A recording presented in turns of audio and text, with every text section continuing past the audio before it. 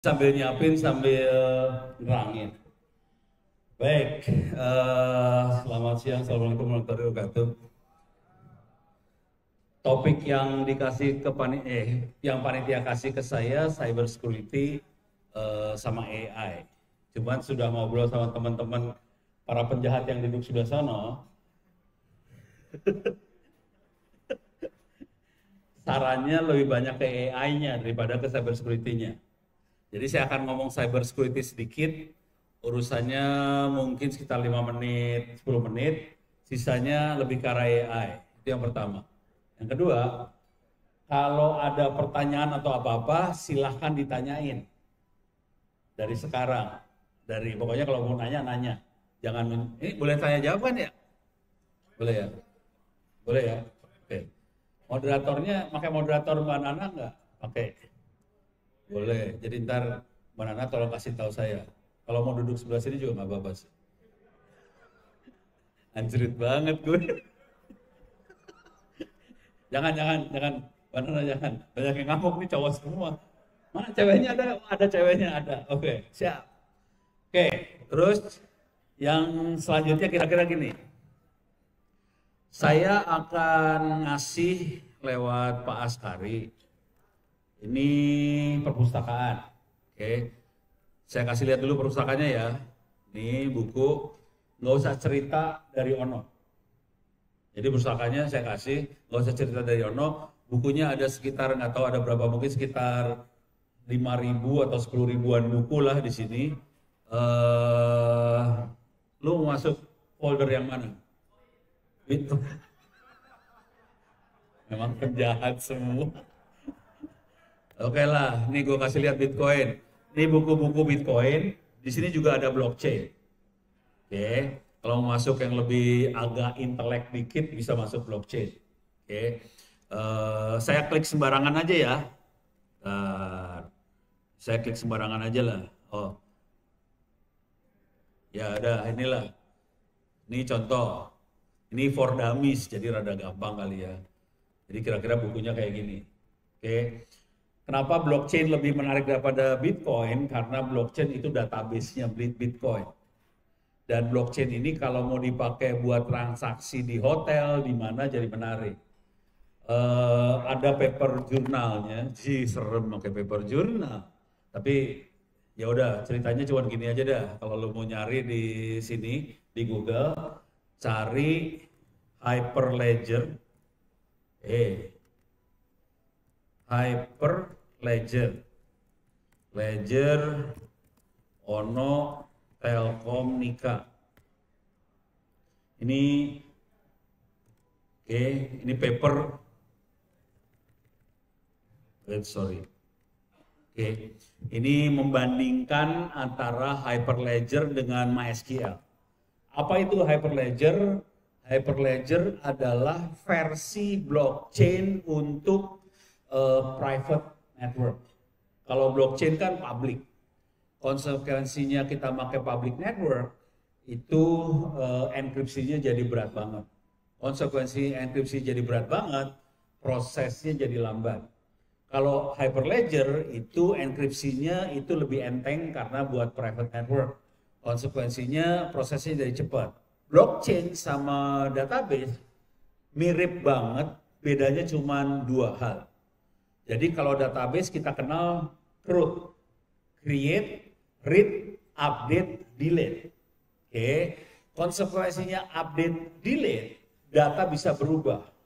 Konsekuensinya data bisa berubah, kita harus membuat manajemen di dalam organisasi, apakah itu hotel atau apapun, supaya menjaga update delete-nya nggak diobok-obok sama orang. Blockchain cuman bisa, atau Hyperledger ini cuman bisa create, read. Dia nggak bisa update, nggak bisa delete. Konsekuensinya secara organisasi jadi enteng banget. Jadi kalau kita mau main transaksi yang kenceng, paling blow on mah transaksinya parkir lah. Kita nggak perlu pakai database di parkir. Kita bisa pakai yang kayak ginian. Pokoknya transaksi-transaksi yang enteng-enteng, kita bisa hajar dulu pakai ginian. Kalau mau transaksi yang rada rumit, ya kepaksa. Kita pakai database dulu. Tapi kalau kita sudah nyaman, bisa pindah ke sini. Apa bedanya antara kecepatan antara blockchain dengan Hyperledger ini? Bedanya tuh sekitar nih, tuh kegedean.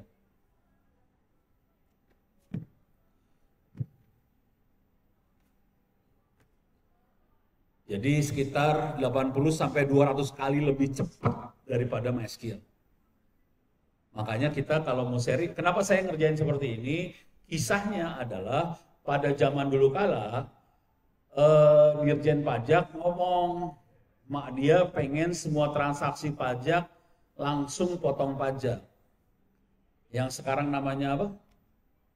Ada nih, apa? Kortek. Jebol kan? Kortek jebol. Karena dia masih pakai database. Jadi, ya begitulah bangsa lu.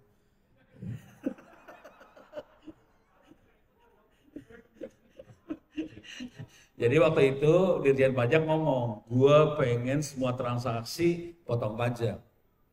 Terus orang-orang mindsetnya semua database. Saya langsung bilang, Pak, kayaknya kalau kita serius bisa pakai blockchain atau turunannya, kemungkinan bisa cepat. Tapi untuk buktiin kan ini Ono baru ngomong doang loh. Akhirnya kita tes. Dengan infrastruktur yang terbatas, kita bisa sampai 200 kali lebih cepat daripada MySQL.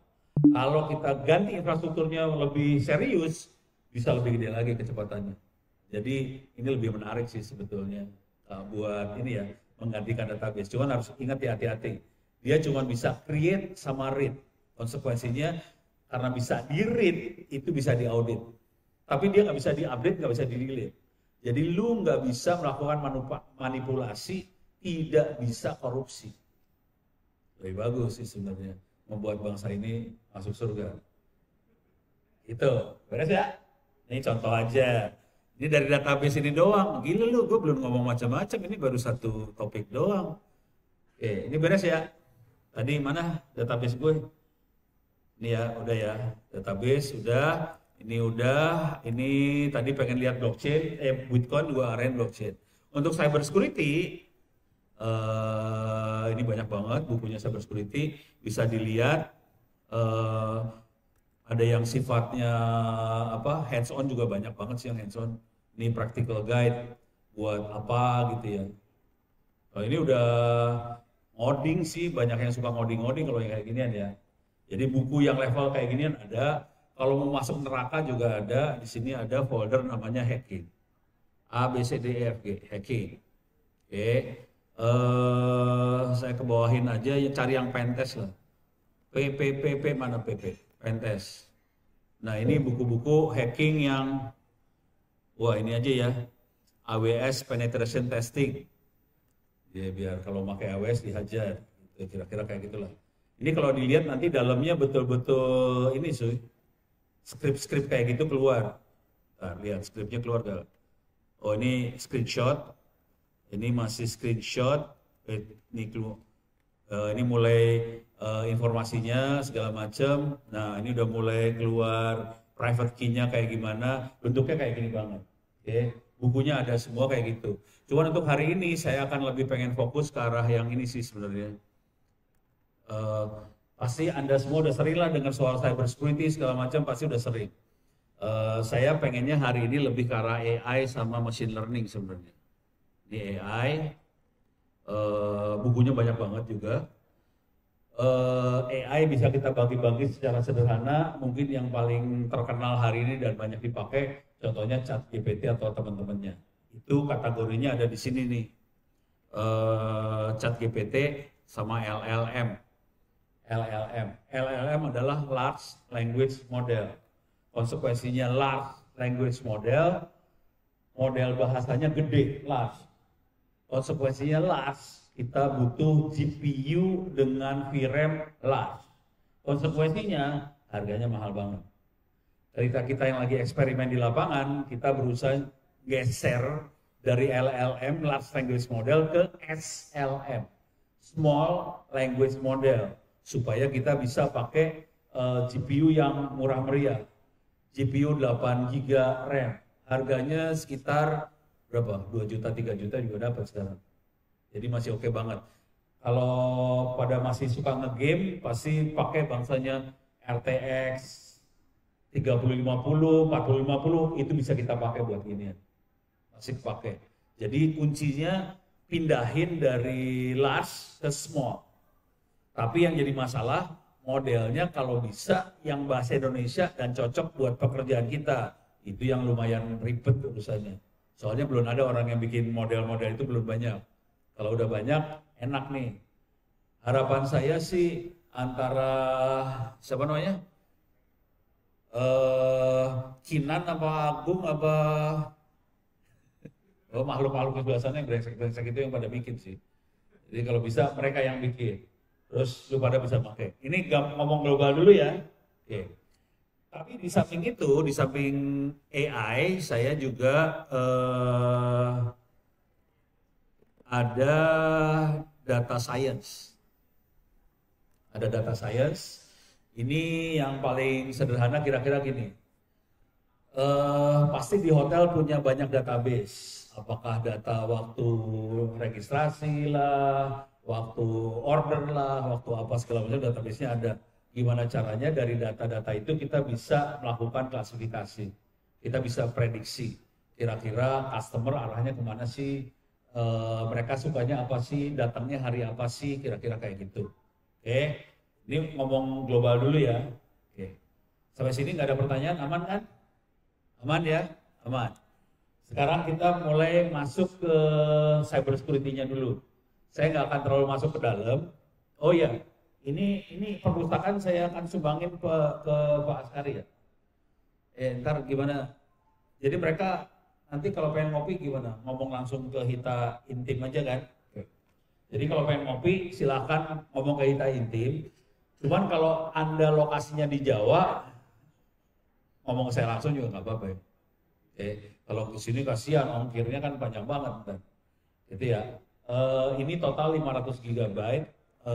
Bukunya tadi ada sekitar berapa ribuan buku lah. Lu nggak usah ngomong itu dari Ono. Karena Ono dapat bukunya pakai torrent. Jadi nggak usah cerita itu dari Ono ya. Saya noren dari tahun 2000-an. Jadi sekarang udah 25 tahun noren. Kalau mau semua buku saya sekitar 12 tera. Bukunya sih cuma sekitar 5 tera sih. 12 itu udah sama bokep segala macam lengkap lah. Bohong kayak bohong. Nah, bohong nah. Oke, sekarang saya masuk ke cyber security ya. Buat cyber security, sarannya gini deh. Masuk ke kuliah saya free. Ini opencourse.itts.ac.id free. Oke, kalau ini bisa bikin account di sini. Tadi buku-bukunya yang tadi ya, bukunya yang tadi. Ini kuliahnya free. Tolong kasih tahu teman-teman yang lain kalau mau ngambil materi-materi Ono dalam bentuk kuliah ada di opencourse.itts.ac.id.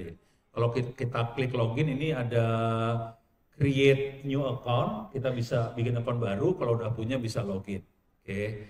Sekarang saya kasih gambaran dari makhluk ini ya. Kalau kita masuk ke, ini ada banyak kuliah yang terkait dengan, ini ada tentang big data sama data analisis, ini lebih ke AI. Kemudian ada cloud computing ke jaringan, di sini ada cyber security, di sini ada ethical hacking, masuknya cyber security, di sini ada IoT ke jaringan, ada internet offline ke jaringan, ada internet safety, cyber security, ada IP versi 6 jaringan, IT forensik ke cyber security, ada mikroprosesor, komputer arsitektur, ya komputer jaringan lah, sistem operasi, terus ada juga programming aplikasi, teknik menulis buku, web programming segala macam. Sekarang kita masuk ke cyber security, buat ngasih gambaran doang sih. Cyber security saya klik, oke. Materi yang sering dikasih sama dosen-dosen biasanya agak bolong. Kalau saya perhatiin di dosen-dosen yang normal suka bolong ngasihnya, soalnya mereka seringkali bukan praktisi lapangan. Oke. Saya waktu ngajar kepaksa mau nggak mau, waktu ngajar cyber security kepaksa saya ngajarin jaringan lagi, tapi jaringan yang versi yang lebih advance daripada yang normal diajarin di jaringan. Contoh di sini saya kepaksa ngajarin IP versi 6. Contoh di sini saya kepaksa ngajarin routing sama advanced routing. Advanced routing contohnya OSPF atau BGP yang biasa dipakai di provider. Dan ini beberapa kampus yang udah diajarin mereka jadi punya AS number sendiri, BGP-nya jalan. Oke. Terus juga saya ngajarin makhluk yang ini paling bejat sih di antara semua. Saya ngajarin bikin 4G, 5G sendiri. Oke. Ilegal, sudah operasional. Oke, ini diajarin bisa dibaca di sini cara bikin 5G sendiri buat ngasih gambaran perjuangan yang sedang terjadi. Ini pertempuran yang lagi terjadi sekarang ya. Yang terjadi sekarang pertempurannya kira-kira gini. Untuk terutama di daerah-daerah resort yang nggak ada sinyal, sebetulnya sangat dimungkinkan secara teknologi, ini bukan kebijakan ya, bukan peraturan. Dari sisi teknologi kita bisa bikin sinyal sendiri, kita bisa bikin operator seluler sendiri pakai 5G. Ini bukunya ada di sini, kalau mau lihat bukunya ada di Andi Publisher. Oke, nanti bisa masukin keyword Ono, nanti bisa kita download, bukan download ya, beli ya bukunya, 100 ribuan lah. Nah hasilnya kira-kira gini, hasilnya saya kasih lihat aja. Download, nah, saya masukin ke hasilnya, kecepatannya lumayan. Oke, boleh tahu rata-rata kecepatan internet satu hotel berapa? 1 giga. Satu hotel 1 giga ya kecepatannya. Oke, sip. Dengan kecepatan satu hotel 1 giga, kecepatan yang ini yang kita buat, nih, 5G. Nah, PQRS speed PQ speed mana S,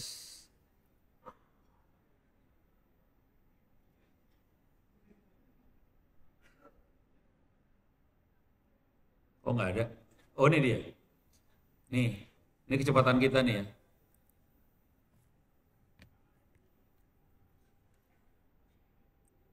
Ini kecepatannya kita bikin sendiri 5G.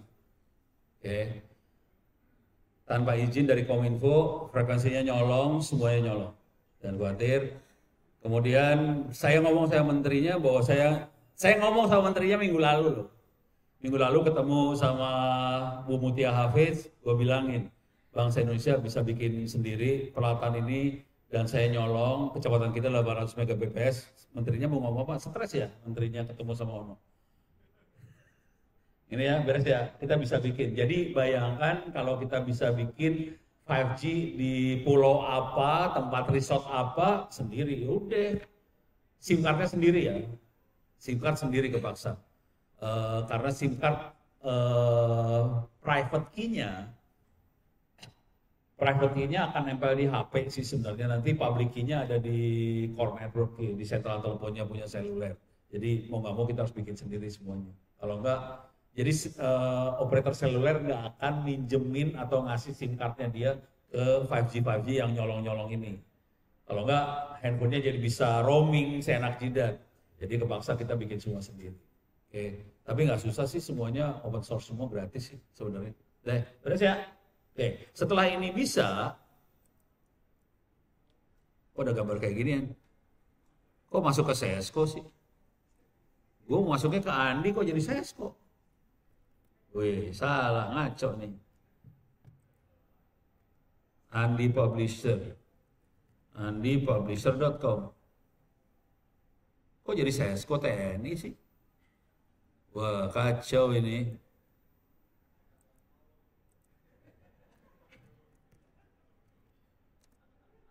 Andi kok jadi Sesko? Wah, kacau ini. Ya, nggak tahu deh. Nggak ngerti gue. Ya udah. Setelah ini beres, saya biasanya ngajarin teknik hacking dulu. Jadi kalau mau belajar cyber security, kepaksa kita harus belajar cara jadi orang jahat masuk neraka, gimana caranya. Setelah kita tahu cara masuk neraka, baru masuk surga di bawah sini nih. Overview cyber security segala macam. Beres ya? Nah, sekarang buat ngasih gambaran ke Anda semua aja. Pesertanya, ini free, semua orang bisa akses. pesertanya, ini mencurigakan kenapa gue masuk Sesko TNI dulu ya. Ini kayaknya ada yang nge-cash sesuatu nih. Saya kemarin ngasih ceramah di Sesko soal. Sesko isinya calon jenderal semua, kacau. Saya masuk ke sini, sorry. Nggak usah. Ini kelihatan jumlah pesertanya nih. Jumlah pesertanya hampir, jadi salah deh. Ini kelihatan lah. Jumlah pesertanya sekitar hampir 34.000 orang. Oke, cyber security free 34.000 orang. Ada yang bisa nebak dari 34.000 orang yang bisa lulus berapa orang?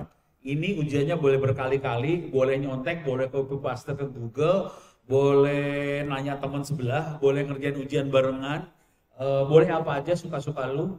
Oke, yang diambil nilai tertinggi. Dari 34.000 orang, berapa orang yang bisa lulus dapat nilai 90? Bisa nebak? Berapa? Hah? Berapa? 1.000. Oke. Ada lagi? 1, keren. Oke. Ini boleh nyontek ya, ini ujian boleh nyontek. Gua kasih aja kondisi real di lapangannya adalah walaupun ini free, boleh ujian berkali-kali, boleh nyontek, copy paste segala macam. Hasilnya ini sertifikat dikasih untuk yang nilainya di atas 90. Kalau kita klik di sini yang dapat cuma 57 orang dari hampir 40.000 orang. Free.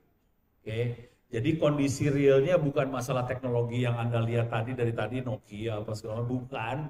Yang masalah paling fatalnya di Republik ini adalah manusianya. Andanya sih sebenarnya. Itu.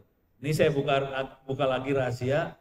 Saya diajak ngobrol bintang 2 apa 3 lah, nggak tahu, lupa. Di salah satu ya, karena bintang itu dari aparat ya. Ngobrol sama mereka, dia ngomongnya gini doang, no, gue udah invest belasan miliar peralatan cyber security. Tapi kenapa kok nggak ada yang jalan ya? Gitu. Jadi mereka, bangsa Indonesia sudah ngasih duit pajaknya ke aparat, bintangnya 2 atau 3, besarnya belasan miliar rupiah, kagak ada yang jalan. Nah kejadiannya adalah 3 tahun sebelumnya saya ngetes anak buahnya, 120 orang, yang lulus berapa? 2 orang saja. Ya mereka pikir kan alat-alat cyber security itu kayak ini ya, kayak lemari es. Jadi dia beli tuh lemari es, dicolokin listrik, nyala, selesai. Padahal kita tahu yang namanya komputer kan nggak kayak lemari es ya. Colokin lu harus konfigurasi, harus install ini, install itu, set ini, set itu segala macam baru jalan. Jadi lu jangan 100% percaya sama vendor tuh. Soalnya lu harus kerja sebenarnya. Ngeset ini, ngeset itu. Kalau vendornya ngomong pasti enak semua. Kenyataan hidupnya tidak seindah itu ya, kita harus kerjain macam-macam supaya dia jalan bagus. Tapi kalau pada posisi lu kan enak ya, dor, tolongin dong, kerjain, beres, beres. Cuman kalau jenderal dan teman-temannya itu kan nggak tahu yang perintah apa yang harus dikeluarin juga gak tahu. Udah, ini beres ya kondisi. Jadi masalah besar di manusia. Oke. Untuk mengatasi itu, beberapa teman juga, ini kepaksa gue dagang dikit lah, kasihan teman-teman. Teman-teman juga bikin produk buatan Indonesia. Ini bukan cyber security full. Ini contohnya saya masuk ke Helium. Helium itu buat melakukan penetration test dari web. Oke, dia ngasih free 2 kali apa berapa gitu ya, 2 pentest free per bulan. Oke, kalau mau yang sering pentest bisa bayarnya nggak mahal. Kita bisa pentest sistem yang kita punya. Saya akan masuk ke dashboardnya saya, mudah-mudahan nggak perlu login. Oke, saya nggak perlu login, bisa masuk. Nanti tampilannya kira-kira kayak gini. Kita perlu masukin target aja. Targetnya kita masukin websitenya kita tambahin, terus nanti kita bisa set mau dites apa aja, gitu ya. Ini bisa diklik di sini. Virtual APT tools-nya, ini kita bisa web scanner, network scanner, API scanner, mobile app scanner, attack surface monitoring, brute force, CMS, segala macam bisa kita tes. Jadi secara periodik kita bisa melihat kondisi website yang kita operasiin, kira-kira kayak gitu. Daripada kita jalanin kali Linux, terus jalanin satu-satu manual, yang ini enak. Dia ngasih free 2 kali pentest per bulan. Kalau diingat namanya helium.sa. Siapa yang bikin ini? Yang bikin anak-anak di Bandung di Cyber Army. cyberarmy.id. Ya saya nggak terlibat sama mereka, cuman karena dia bangsa Indonesia, gue bantu iklan lah buat lu pada. Kagak dibayar, jangan khawatir. Itu ya, ini iklan nggak dibayar. Ya biar anak-anak ini bisa hidup semua lah ya. Beres ya? Nah sekarang saya ngasih tahu, ini kira-kira gitu yang pentestnya. Dia punya macam-macam, yang agak horor adalah yang ini.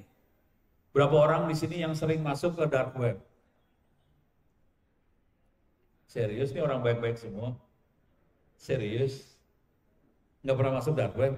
Lu nggak pernah masuk pada? Lu? Oh dia masuk dia. Oke. Buat Anda yang jarang masuk dark web karena Anda memang ahli surga semua, dark web adalah tempat kita bisa ngelihat, kita bisa jual beli password, kita bisa jual beli senjata, AK-47 kayak apa segala macam bisa beli di dark web. Sekarang saya pengen masuk ke dark web, cuman kalau kita masuk ke dark web beneran resek. Soalnya informasinya bertebaran di mana-mana. Kebetulan anak-anak Cyber Army ini juga bikin apa ya? Browser yang bisa kayak Google.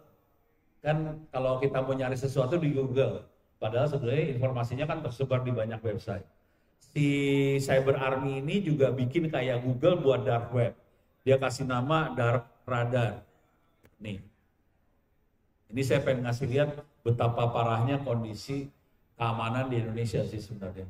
Oke, saya akan masuk Dark Radar. Saya masuk ke dashboardnya dia. Oke. Kalau ini harus bayar sih. Ya, ini harus bayar. Cuman gue nego sama anak-anak itu. Gue mau demo lo, kasih kuota udah ke gue dikit buat demo. Nah, ini kuota buat demo doang.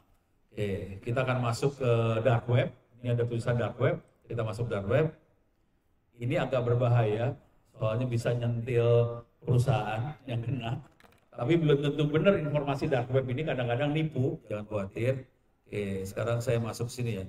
Dia bisa ngelihat ransomware, aktivitas, bocor di perusahaan, data-data yang bocor di perusahaan. Kita bisa ngelihat juga data yang bocor di pemerintah. Dia bisa dapetin log dari Stealer. Stealer adalah aplikasi Trojan kayak gitu, yang dapetin password-passwordnya orang. Oke, kita bisa lihat log dari Stealer, siapa aja yang jebol. Dia bisa ngelihat data pegawai yang bocor, dia bisa monitoring diskusi yang ada di antara para hacker seperti apa, oke, dan lain-lain. Saya akan masuk, lu masuk yang mana? Mau melihat apa? Hah? Pemerintah? Udah dasar setan semua. Gue masuk sini ya. Pemerintah sesuai ini. Kalau mau nyari tinggal diklik di sini aja.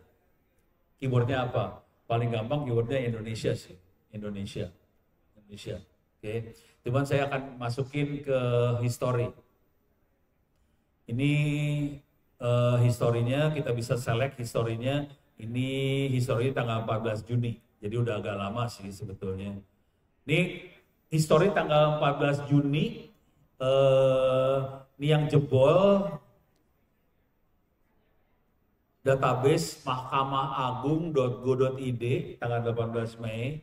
Terus database punya jabarprovinsi.go.id 18 Mei. Ini nggak tahu 14 Mei. Ini Pemprov Jateng 11 Mei. Mojokerto Kota 10 Mei. Hampir tiap hari jebol sih sebenarnya. Kalau diberitakan cuman PDNS jebol, BRI jebol, sebetulnya kenyataannya lebih pahit daripada itu. Hampir tiap hari jebol. Itu pemerintah. Oke, coba kita lihat swasta. Ransomware aja. Ransomware, lebih parah sih ransomware. Kita masuk history ya. Select history, 14 Juni juga. Ini tanggal berapa? 29 Mei. Oke, muliaraya.go.id, Siak Kabupaten tanggal 9 Mei, Abda Insurance tanggal sekian, jebol semua. Kena ransomware. Jadi apa yang ada di berita itu hanya segelintir kecil banget dari yang sebenarnya terjadi. Jadi jangan khawatir, Anda posisi jebol semua sih sebenarnya. Lu kagak hati-hati, lu hancur aja. Pulang dari sini pada stres. Ini kenapa lu pada diem semua sih? Oke, itu ransomware. Company yang datanya bocor, coba kita lihat lagi. Bisa dilihat juga sih. Ini ada BCA, tapi jangan percaya langsung ya. Jangan percaya. Ini jujur dulu ya. Mereka kadang-kadang suka bikin data bohong. Gue berhasil ngejebolin datanya BCA, ini datanya. Jangan langsung percaya. Tapi ini yang sedang berputar di dark web ya. Ada database Polda Indonesia, ada database-nya DPR Republik Indonesia, database-nya apalagi ini BCA lagi, database-nya apa nih kagak. Oh, ini Kombolis nih kayaknya punyanya Telkomsel ya. Terus user wifi telkom.go.id, udah asik ya. Alhamdulillah hotel kagak ada di sini. Jadi lu masih selamat loh. Makin lama gue ngomong di sini makin stres. Oke, sampai sini. Stop dulu. Ada pertanyaan kagak? Gue mau ganti topik. Ini saya tutup dulu ya sampai sini ya. Ada pertanyaan nggak sampai sini? Urusan cyber security nggak ada ya? Intinya nasib lu susah.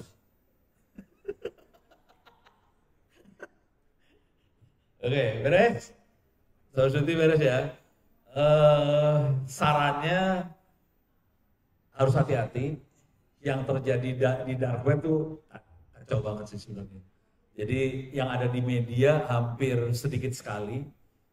Jadi jujur kalau sampai ada perusahaan yang kena, yang jebol segala macam, strategi pertamanya perusahaan adalah bukan ngasih duit anak IT buat muatin infrastrukturnya, kagak.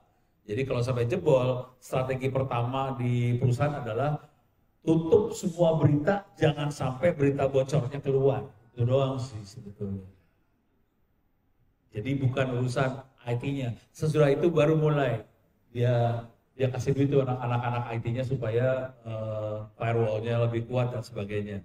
Jadi kalau mau kayak gitu nanti ngomongnya ke bos-bos, ini kondisi udah pada jebol supaya dikasih anggaran lebih.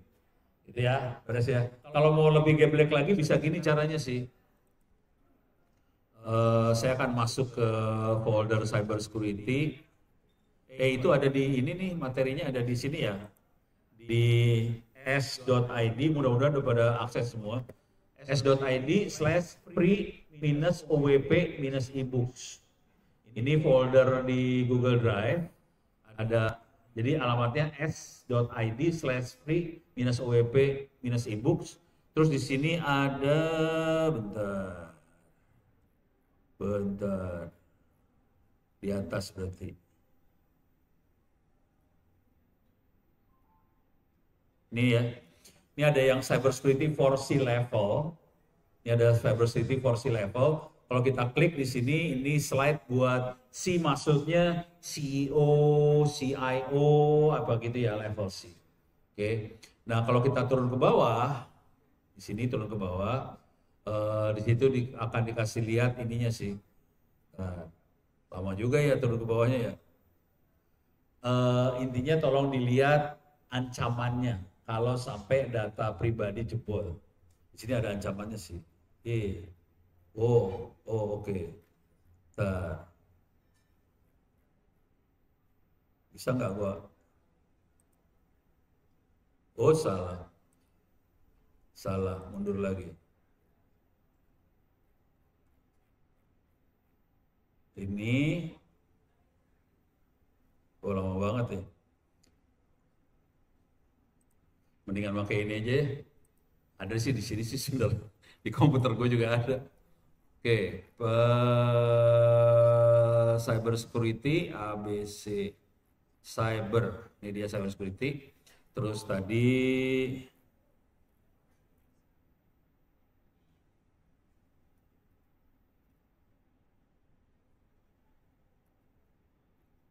ini dia. Oke. Tolong dilihat ancamannya. Ancamannya dasarnya dari Undang-Undang PDP ya, Pelindungan Data Pribadi ya. Perlindungan data pribadi, saya akan turun ke bawah. Oke. Oke, ini dia ancamannya. Jadi di perlindungan data pribadi pasal 67, kalau ada hacker yang memperoleh mengumpulkan data pribadi, kenanya 5 tahun penjara dan atau pidana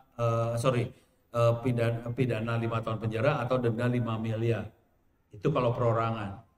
Kalau dia mengungkapkan data pribadi, jadi kita punya data pribadi terus ditaruh di dark web, urusannya 4 tahun penjara dan atau denda 4 miliar. Kalau dia menggunakan data pribadi, kenanya 5 tahun penjara atau denda 5 miliar. Contoh menggunakan data pribadi gini nih, kita pakai KTP-nya orang buat daftar registrasi di hotel, itu menggunakan. Kalau itu masih ini ya, yang rada nyebelin nih kejadian sama bekas supir saya, kebetulan rumahnya tidak jauh, suatu hari didatengin sama yang nagih utang, debt collector. Ditagihnya gini, lu balikin duit, lu kan minjem duit, padahal nih orang nggak pernah minjem duit, ternyata KTP-nya bocor dipakai orang buat pinjaman online, kena dia. Itu yang urusannya menggunakan ya. Itu kalau perorangan, Anda kan bukan perorangan, Anda itu hotel. Hotel itu corporate, organisasi. Dendanya berapa ya kalau buat hotel? Nggak banyak sih dendanya, cuma segini dendanya. Untuk korporasi dendanya 10 kali dari perorangan. Jadi kalau perorangan 5 miliar, kalau hotel tuh 50 miliar kira-kira dendanya.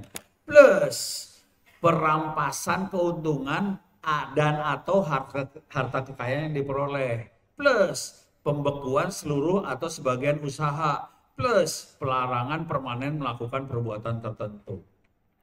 Hotel. Oke? 50 miliar doang sih. Jadi kalau lu mau ngomong sama bos, ngomong yang ini. Itu. Omongan yang kedua, tadi bos kondisinya hampir 2 hari sekali kondisinya Republik Indonesia jebol datanya, data pemerintah jebol, data corporate jebol, data pada jebol semua tuh di dark web. Terserah, lu mau biarin nggak masalah, cuman harus siap-siap 50 miliar gitu aja, atau masuk penjara gitu. Jadi masalah itu aja sih. Terus ya, tadi kan kalau kita ngomong kayak gini kan suasana nggak enak. Ini ada pertanyaan? Nggak ada kan? Nggak ada? Hah? Ada? Oh buset lu. Pas bagian denda aja ada yang nanya.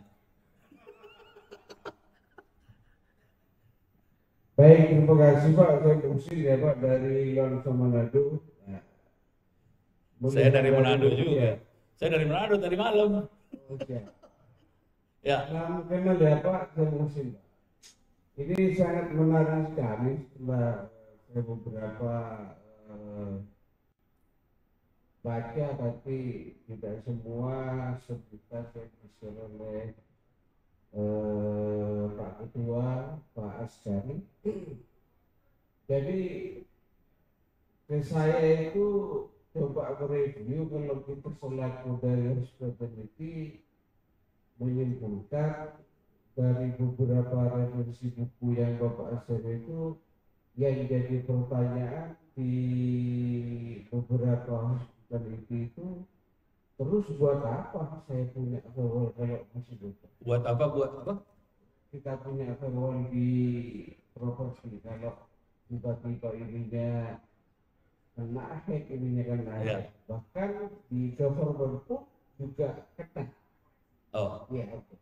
Tapi setelah melakukan sebuah investigasi setiap dari tahun ke tahun, bangsa kita itu selalu ada oknum Hmm. setelah diusut. Bisa ada oknum. Ya. Iya. Hampir 75% setelah siber itu diusut adalah di dalamnya itu ada oknum. Ya. Bahkan di bank konvensional itu Oh iya, banyak itu. ada oknum. Ya.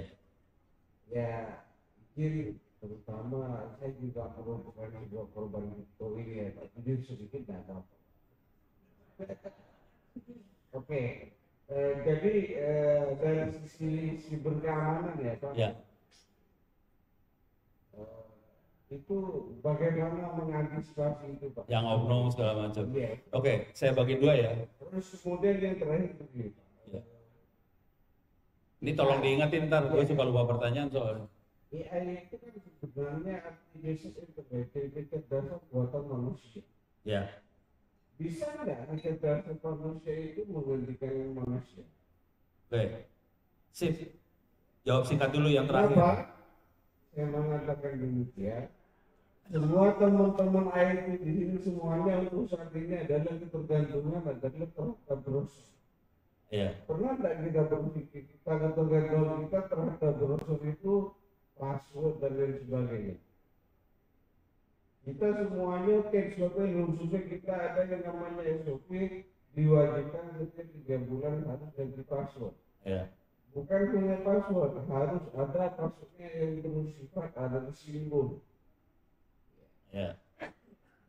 Kita jadi ini sebuah paradigma yang ini Pak, sangat konyol bagi kita. Terima kasih Pak Rom. Terima kasih. Ini pertanyaannya ada 4 nih, gue harus ingat. Foto dulu dong, foto. Kamera udah masuk, udah foto. Hah? Udah? Udah, oke, sip. Saya udah mulai lupa, yang ditanya nomor 1, 2 lupa. Jujur. Yang AI dulu ya. AI langsung nempel di kepala soalnya. Apakah manusia akan digantikan sama AI? Kira-kira gitu ya. Jawaban singkat dulu. Komputer AI itu bodoh sebetulnya. Cuman kita kasih suplai data yang banyak dan datanya presisi. Akibatnya dia jadi kayak pinter. Yang jadi masalah kalau urusan kreativitas segala macam AI kalah sama manusia sih sebenarnya. Itu sih. Tapi kuncinya dia di data, yang data trainingnya ya. Jadi kayak tadi teman-teman tuh kan ada Rufus, nyebutnya apa sih? Rafas, apa? Itu tadi Rufus apa sih? Itu kan ngomongnya AI semua ya. Kalau datanya bagus, dia pinter. Kalau datanya salah, dia bisa kacau sih, ceritanya gitu. Itu AI. Pertanyaan lain gue lupa. Pertanyaan pertama apa? Lu ingat nggak? Oh, firewall. Oh, kita punya firewall segala macam tapi jebol. Oke, tadi pernyataannya ada 72% karena ordal ya banyaknya. Kalau ngomong jujur, betul. Jadi sebagian besar urusannya ordal. Banyak yang ordal. Ini bukan di hotel, kejadiannya adalah di bank plat merah. Bank plat merah, ini kisahnya. Kenapa saya bisa ngomong kayak gini? Soalnya ada teman saya yang jadi forensik. Forensik adalah mencari barang bukti kalau ada kejadian perkara. Kebetulan dia forensiknya seringnya di bank plat merah, tapi saya nggak bisa nyebut tanpa banknya. Di bank plat merah ini setelah dilakukan forensik, kelihatan yang melakukan adalah bekas programmer yang bikin aplikasi itu. Selesai aplikasinya diserah terimakan ke bank, cuman si programmernya bikin backdoor di dalamnya, akhirnya dia bisa masuk tetap ke banknya dan dia melakukan kejahatan di situ. Jadi ya, orang dalam bisa bikin masalah, itu satu. Orang dalam juga mungkin juga bukan sampai level programmer, bisa juga orang dalam kalau di sini ya, contohnya kayak BSI kemarin itu kan orang dalam tapi bukan programmer. Dia adalah pegawai tapi pegawainya abai, terus dia pakai sistem operasi Windows yang lama yang tidak aman segala macam, ngeklik sembarangan, akhirnya ransomware-nya masuk. Jadi ada orang dalam yang memang punya niat jahat, ada orang dalam yang kayak karena tidak dikasih ilmu, akhirnya dia ngeklik sembarangan. Jadi bisa macam-macam. Kemungkinan orang dalam itu yang bikin kacau memang lebih tinggi daripada orang luar sih sebenarnya. Jadi itu jawabannya ya betul. Nah, solusinya gimana buat itu supaya tidak terjadi? Oke.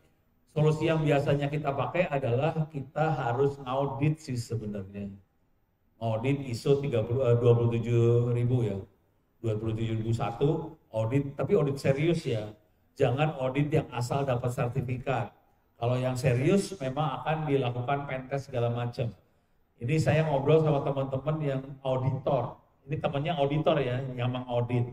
Yang dia lakukan ini kebetulan yang korbannya adalah, yang diaudit adalah bank, bukan hotel.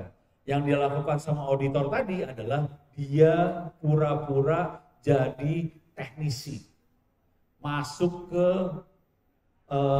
bank tadi, pura-pura jadi teknisi, udah gitu dia contoh yang paling kurang ajar gini, dia jadi teknisi, udah gitu misalnya teknisi AC atau teknisi apa, dia ngomong ke bank itu, ke sekretaris direktur, Mbak, saya diperintah Bapak untuk benerin AC di dalam. Ya udah, si sekretarisnya kan nggak ngecek lagi, orang itu masuk, buka komputernya punya bos, ambil datanya. Ini kejadian beneran, kayak gitu caranya. Di situ kita bisa melihat prosedur, apakah prosedur buat mengamanin. Jadi prosedur bukan cuma firewall, prosedur manusia juga harus di set juga. Kalau ada orang mau masuk, caranya kayak gimana? Nggak boleh sembarangan orang bisa masuk. Jadi prosedur itu harus dicek banget. Jadi kalau kita lihat ISO 27001 itu akan dilihat. Kalau mau ngetes, masing-masing pengen ngetes, bisa masuk ke sini ntar. BSSN Index kami. Oke, ini bisa di kami, M-nya 1, maaf. Ini bisa bentuknya file Excel. Oke, bisa di-download. Mana downloadannya? Ini dia, versi 5 sama versi 42. Versi 5 itu ada tentang apa? Perlindungan data pribadi ada di situ. Jadi itu kalau ini auditor kan bentuknya checklist ya. Checklist.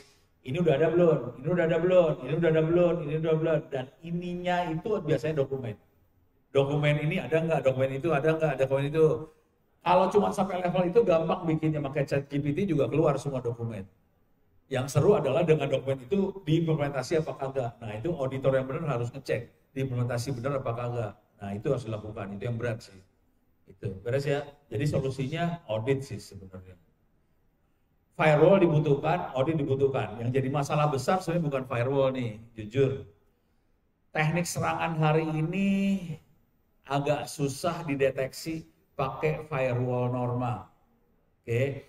Firewall, antivirus, intrusion detection system itu akan mudah mendeteksi serangan yang konvensional. Maksudnya traffic yang lewatnya tidak dienkripsi, bisa dideteksi pakai alat-alat seperti itu. Tapi kalau dia dienkripsi, firewall akan kesulitan. Contoh sederhana gini lah, kalau kita pakai firewall, kalau ada traffic HTTPS, biasanya diterusin. HTTPS itu dienkrip. Jadi kalau ada HTTPS diterusin sama dia. Nah, sama halnya dengan kalau kita mengaktifkan intrusion detection system. Kalau ada traffic yang di-encrypt, intrusion detection system nggak bisa lihat isi trafficnya. Jadi intrusion detection system itu bekerjanya berdasarkan nyadap. Jadi IDS itu nyadap, kalau traffic yang lewatnya di-enkripsi, kalaupun kita sadap nggak akan keluar apa yang dilewatin tadi. Jadi IDS kesulitan. Sama halnya dengan ransomware. Kalau ransomware masuk, antivirus susah baca ransomware karena ransomware itu dienkripsi. Jadi segala macam hari ini semua dienkrip. Zaman dulu kala yang dienkrip, yang melakukan enkripsi adalah kita-kita yang orang baik-baik. Kalau kita mau ngirim sesuatu ke sebelah sana, kalau nggak mau dilihat sama orang lain, kita enkripsi semua. Sekarang hackernya juga ngenkrip, wah mampus tuh. Kalau dulu kita ngenkrip semuanya hacker nggak bisa ngelihat. Sekarang hackernya ngenkrip, orang yang baiknya juga nggak bisa lihat. Jadi sama-sama 0-0 skornya. Nah, gimana caranya kita buat ngatasin traffic yang di-encrypt ini? Ini hari ini merupakan penelitian level S2, S3. Gimana caranya kita ngelihat traffic yang di-encrypt tadi? Ini mainannya AI machine learning. Jadi udah main sampai level itu sih sekarang kita. Karena si trafficnya udah nggak bisa kita deteksi apa-apa, kita pakai AI machine learning. Kalau ada yang berani mati buat masuk ke arah sana, data trainingnya ada di sini. UNB Cyber Security. Nih, data training yang terbaik di dunia ya. Ini yang terbaik di dunia ada di sini, UNB. Ya, ditutup dulu. Saya enter di sini. Salah. Kok jadi ngaco gini sih gue? Ini nggak beres nih. Ini dia. Oh, di atas tuh iklan semua ya, sialan. Google kelakuan. Jadi ini apa kampus buat S2 S3, kita yang lagi ngotak-ngatik buat mainan AI buat cyber security, biasanya kita ngambil datasetnya dari sini. Dari UNB Cyber Security ini kita ambil datasetnya, terus kita ngembangin metode buat AI-nya, bagaimana caranya kita bisa mendeteksi serangan yang pakai enkripsi ini dengan cepat, kira-kira kayak gitu. Jadi AI betul-betul mulai masuk ke dalam dunia cyber security karena urusannya kayak ginian sih. Ini ada yang saya belum jawab belum ya? Iya.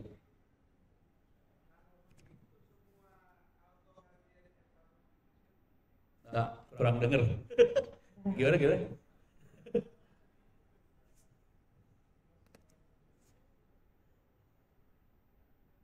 Mohon maaf, Pak. Kalau begitu berarti semua auto rundown di app itu harus di reset.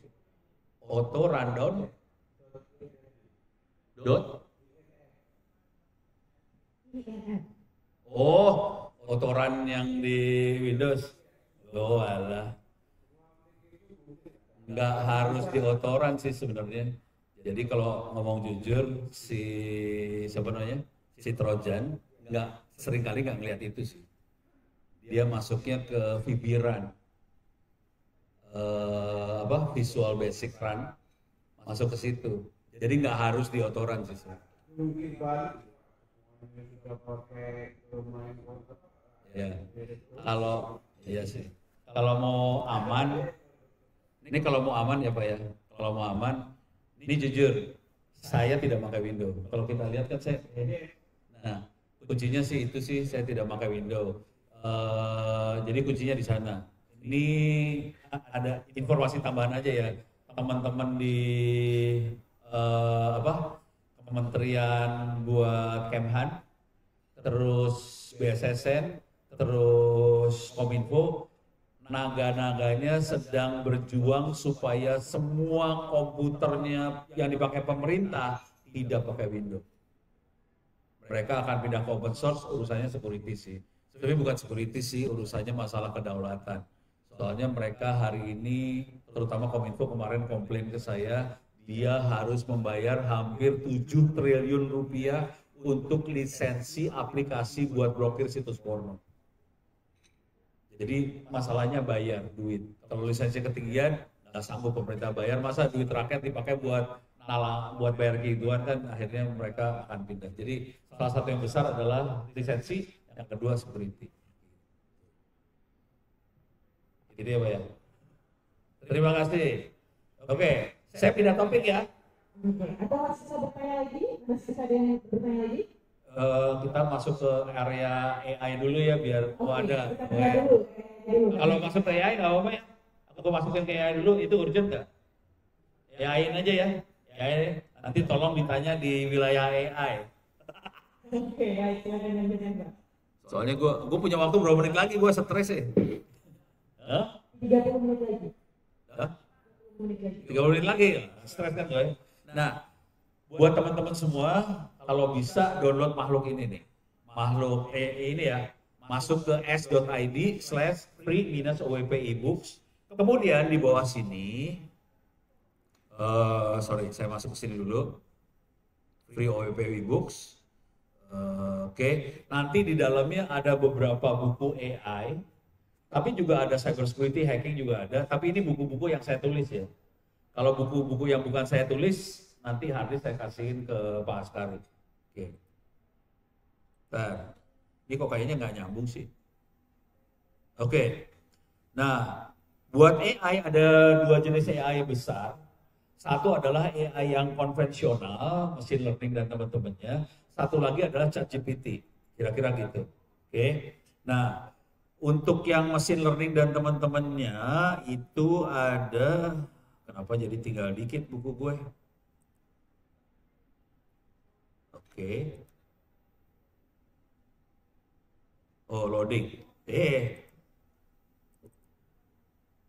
Oke. Nah, ini ada buku tentang keamanan jaringan segala macam ada. Saya akan masuk turun ke AI-nya. Oke. Perlindungan sistem elektronik. Yang ini, yang pemanfaatan, kalau kita baca ini ada pemanfaatan AI untuk menganalisa media sosial. Ini mainnya ChatGPT. Oke.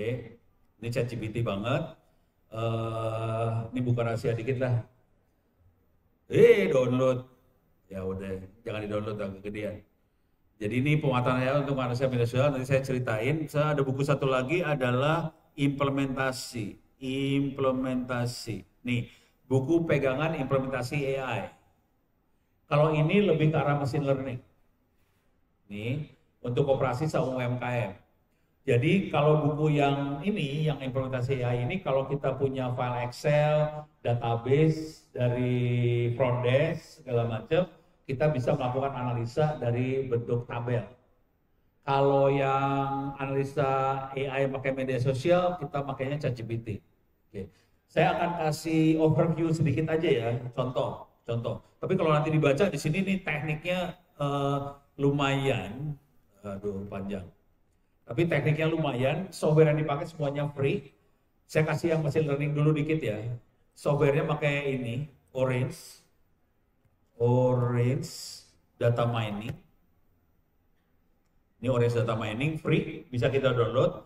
Nanti ini kalau kita masuk ke download, bisa kita download free, buat Windows bisa, buat Linux bisa, buat Mac bisa, free. Codingnya, programmingnya kayak gini nih, saya kasih lihat gambar. Di sini ada ini programmingnya. Jadi programmingnya gambar banget, nggak pakai kata-kata if, then, apa segala macam nggak ada. Kita cuma klik drag dari gitu aja. Jadi gampang banget programmingnya. Oke. Nanti kalau lihat bukunya bentuknya programmingnya gambar-gambar yang ada di sebelah kanan ini. Gampang banget. Kalau boleh saran sih ikutin aja apa yang ada di buku itu, dia lumayan caranya. Buku itu dibuat untuk melakukan analisa dari datanya punya koperasi UMKM.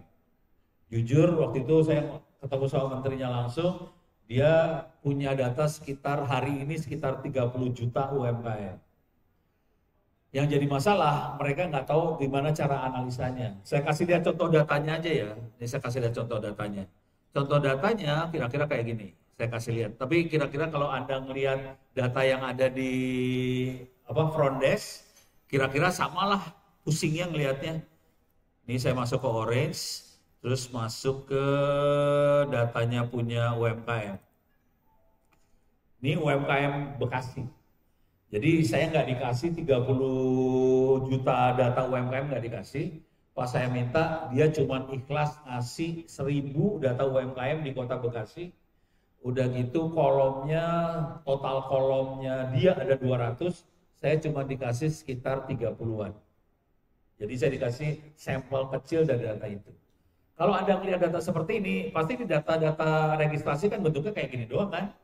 Lu pasti mampu saja melihat kayak gini. Bisa ngambil kesimpulan nggak? Pusing loh, ngambil kesimpulannya. Kayak gini pusing kan? Nah, pakai AI, kalau cuma melihat kayak gini, orang manapun pasti kesulitan buat ngelihat. Kalau pakai AI, kita bisa ngelihatnya lebih gampang. Jadi AI melakukan klasifikasi sih sebenarnya. Dia akan mengelompokkan data. Setelah klasifikasi, kita jadi keluar sesuatu yang menarik dari data itu. Contoh untuk yang ini kira-kira gini, yang keluar dari saya. Jadi mereka nggak kebayang, si kementerian nggak kebayang tentang UMKM apa yang keluar dari sini. Pas saya analisa, ternyata ini kalau kita lihat kolomnya aja ya. Kalau kita lihat kolomnya ini ada, kalau kolom provinsi nggak menarik, karena semua provinsinya Jawa Barat. Pas kita lihat kolom kabupaten kota nggak menarik, karena semuanya Bekasi. Jadi itu dibuang aja tuh kolom 2. Masih banyak kolom yang bisa dibuang. Cuma di sini ada modal. Terus di sebelah sana ada omset nih. Di ujung sebelah sana ada omset. Mana nih omset? Ada omset. Kemudian ada penggunaan teknologi, metode pemasaran, dan ada yang menarik satu lagi adalah tingkat pendidikan. Ini dia, ada tingkat pendidikan. Jadi ada beberapa kolom yang menarik. Modal, omset, tingkat pendidikan, penggunaan teknologi, sama penggunaan digital marketing. Oke. Pas dianalisa, semua yang modalnya gede, omsetnya gede. Mau pendidikannya SD, SMP, SMA, S1, S2, S3, modal gede, omset besar. Normal, nggak menarik jadinya. Pas saya analisa modal kecil, kebagi 2 langsung. Ada yang omsetnya besar, ada yang omsetnya kecil. Oke. Nah, pas saya menganalisa omset kecil, ternyata sebagian besar yang omsetnya kecil adalah pendidikannya SD, SMP, SMA. Jadi rata-rata SD, SMP, SMA omsetnya kecil dia. Yang omsetnya besar ternyata S1, S2. Jadi kalau berpendidikannya benar, omsetnya bisa besar dan itu rata-rata pakai teknologi, pakai digital marketing. Kesimpulannya pada dari situ, kalau pengen usaha kecil menengah Indonesia bisa maju, mau nggak mau tingkat pendidikan orangnya harus dinaikin supaya abstraksi otaknya jadi lebih bagus, dia bisa pakai teknologi, dia bisa pakai digital marketing. Kalau kita maksain digital marketing dan teknologi, kita maksain ke orang yang hanya berpendidikan SD, susah biasanya. Nah, setelah dapat kesimpulan seperti itu, sebaiknya si Kementerian UMKM ngomong ke Dignas, tolong pinterin bangsa Indonesia, kalau enggak UMKM-nya kolaps. Kira-kira kayak gitu. Jadi kesimpulannya bisa kayak gitu tuh. Tapi itu harus kita analisa main AI, kayak machine learning kayak gini. Ini beres ya? Itu machine learning yang kita mainin. Machine learning itu biasanya kita dari data, terus kita analisa, bikin kelompok atau forecast, kita bisa dapetin insight dari data tadi. Itu machine learning. Sekarang yang satu lagi. Yang satu lagi adalah menggunakan AI untuk menganalisa media sosial. Saya kasih lihat dulu makhluknya seperti apa. Kalau ini mainnya ChatGPT doang. Mana tadi? Download, ini dia.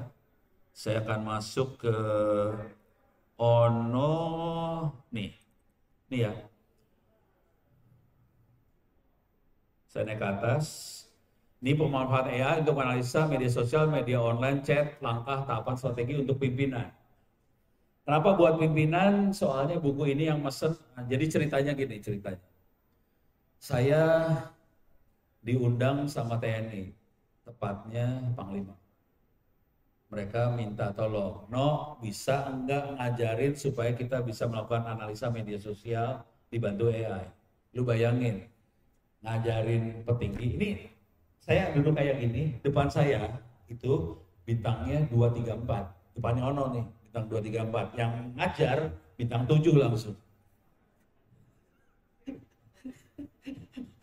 Ya bayangin lu ngajarin 234 tuh punya kepala gue. Nah, jadi ini buku mereka yang mesen buat pimpinan. Bayangin pimpinan kalau saya ngajarin caranya nganalisa tabel Excel, pimpinan lari semua nih langsung, si Ono ditembak langsung kan ya. Jadi saya kepaksa, oke, yang minta pimpinan kepaksa saya ajarin pakai ChatGPT dan teman-temannya. Jadi buku ini spesifik khusus buat analisa media sosial pakai ChatGPT. Dengan cara yang sama kita bisa kembangin buat macam-macam. Oke, nih teman-teman di sebelah sini ngembanginnya udah parah-parah nih sebetulnya kalau tahu. Kalau boleh ngomong nih parah ngembanginnya, dia bisa buat help desk lah, buat apa lagi tuh pada. Udah parah-parah dia. Bisa, ya udah banyak lah ya, ntar ngobrol aja sama makhluk-makhluk di sebelah sini. Oke, nah ini kalau baca di sini, ini saya klik sembarangan aja ya. Saya klik di sini sembarangan, sorry. Oke, sebetulnya di sini ada ininya sih sebenarnya. Coba, oke, oh ini masih etika kayak gitu ya. Nah, ini, oke, kalimatnya contoh prompt untuk membuat kesimpulan dari sasaran tindakan. Jadi promptnya dikasih. Jadi waktu saya ngajarin ngasih lihat prompt. Oke, contoh. Kita mau melakukan analisa pakai media sosial buat hotelnya kita kan ya.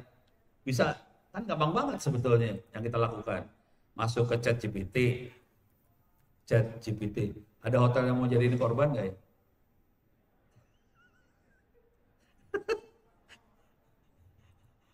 Ini kurang T, ChatGPT.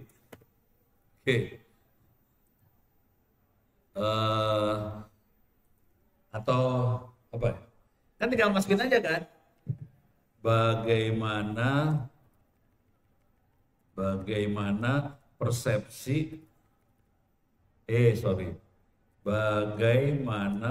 persepsi masyarakat tentang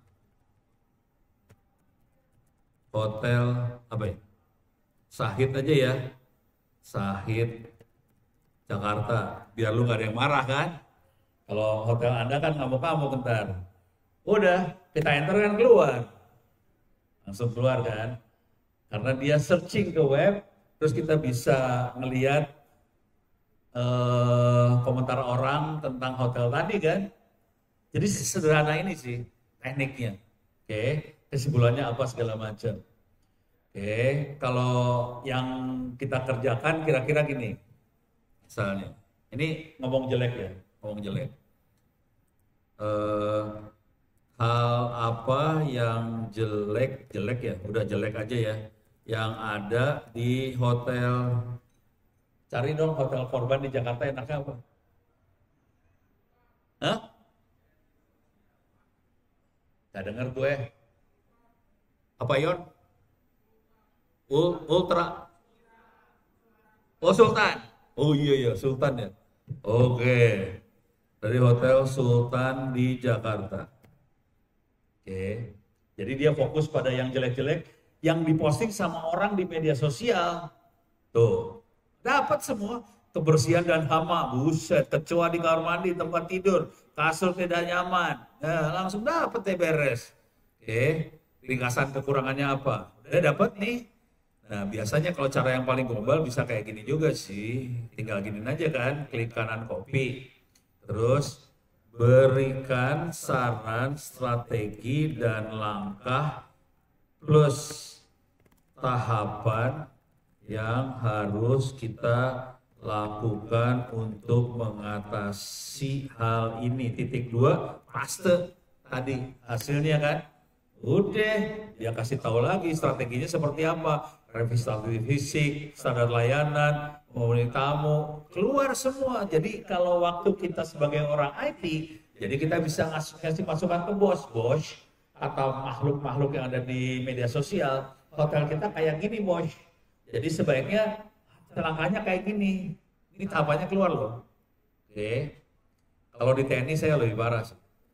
Mau ngasih contoh buat TNI. Contoh TNI ya. Contoh TNI.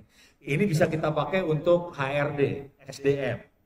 Misalnya teman-teman harus melakukan analisa buat HRD. Contoh. Bentar. Nak. Nama lu lengkapnya apa, Nak? Hah? Nana Jamal. Gue nanya. Kok ketawa sih lu? Jamal, Nana Jamal gitu, Nak. Hah? Jamal pakai D.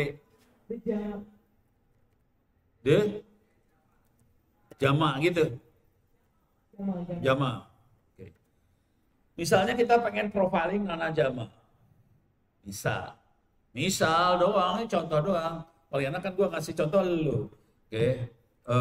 Buat profiling tentang yang suka jadi MC di Makassar.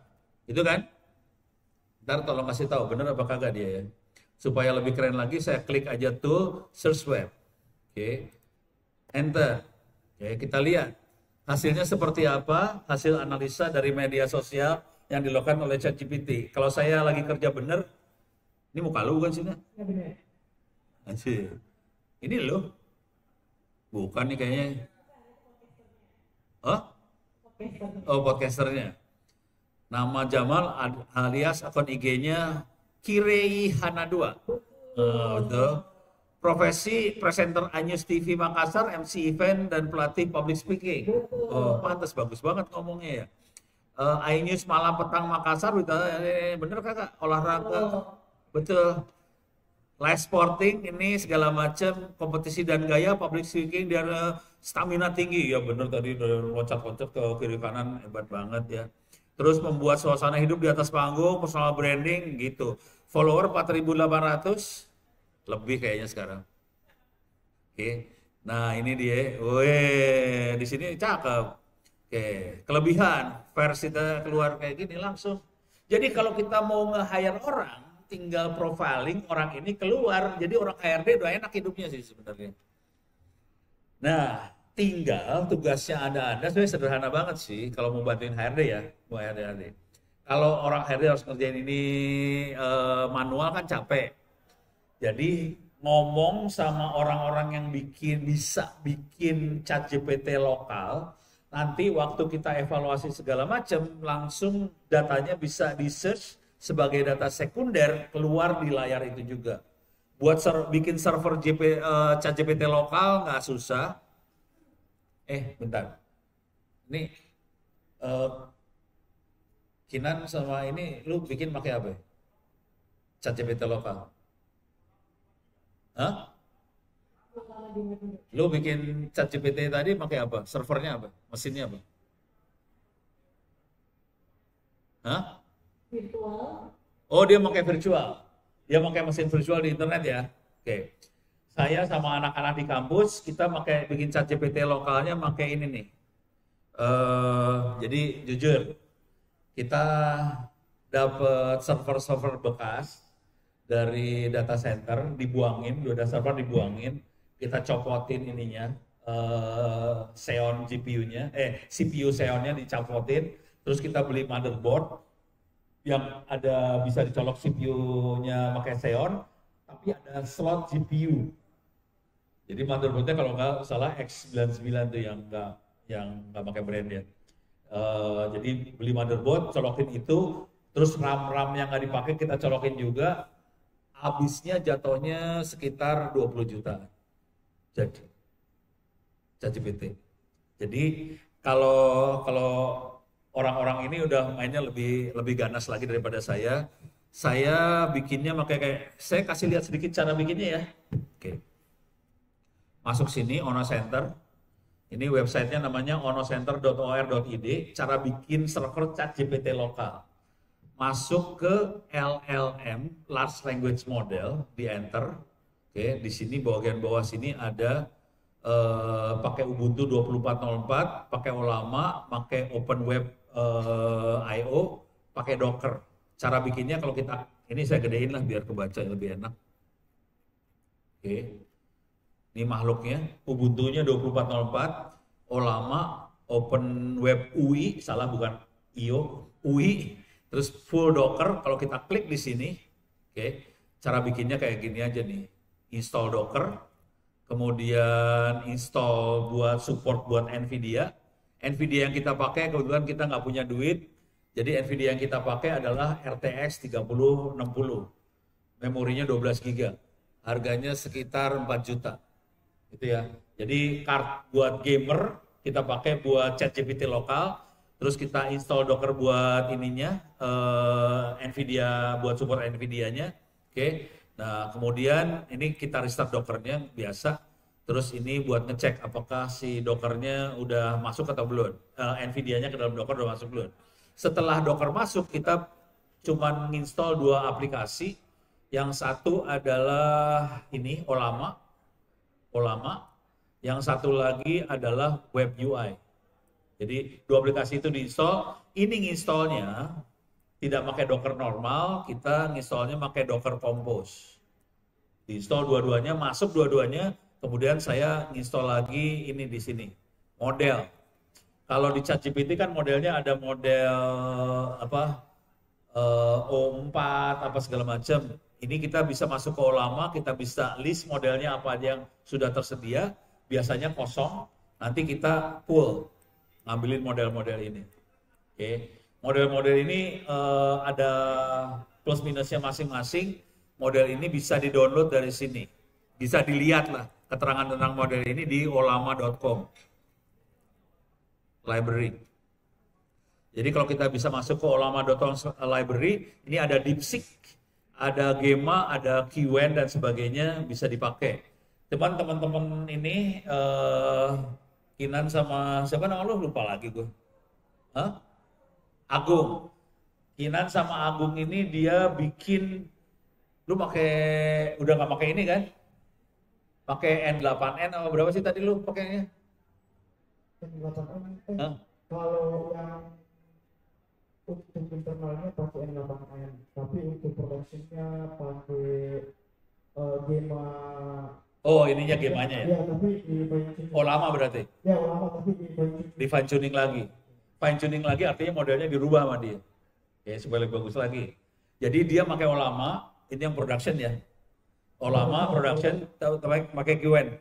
Pakai Qwen. Enggak, pakai yang modelnya pakai ini. Gemma. Oh, pakai Gemma. Ya. Pakai Gemma yang ini, Gemma 3. Nanti yang itu yang 4P. Oh, 4P. Jadi ini ada banyak, ada 1B, ada 4B, ada 12B, ada 27B. Kita pakai 4B karena kemungkinan VRAM-nya berapa, 8 ya? VRAM enggak ada. Oh, nggak pakai VRAM lo? Iya. Ya, keren. CPU 32 core. Oh, ya 32 core yang bikin gila. Jadi kita mainnya gini, pengalaman saya buat install ini butuh waktu sekitar 30 menit. Gitu. Modalnya servernya sekitar 20-an, sebenarnya bukan server sih, kalau Anda punya komputer buat ngegame, buat anak-anak ngegame, bisa diganti aja harddisknya, tuker, ngomong sama anaknya, anak-anak, aku pinjam komputernya, harddisknya dicabut dulu yang buat gamenya, kita masukin harddisk kita, langsung bisa bikin chat GPT lokal, kira-kira kayak gitu. Waktu gue kayaknya abis nih Nana udah ngeliatin, hah? Dari 15 menit, Pak. Kita pakai buat tanya jawab dulu ya. Oke, silakan. Silakan dulu pertanyaannya yang ada dari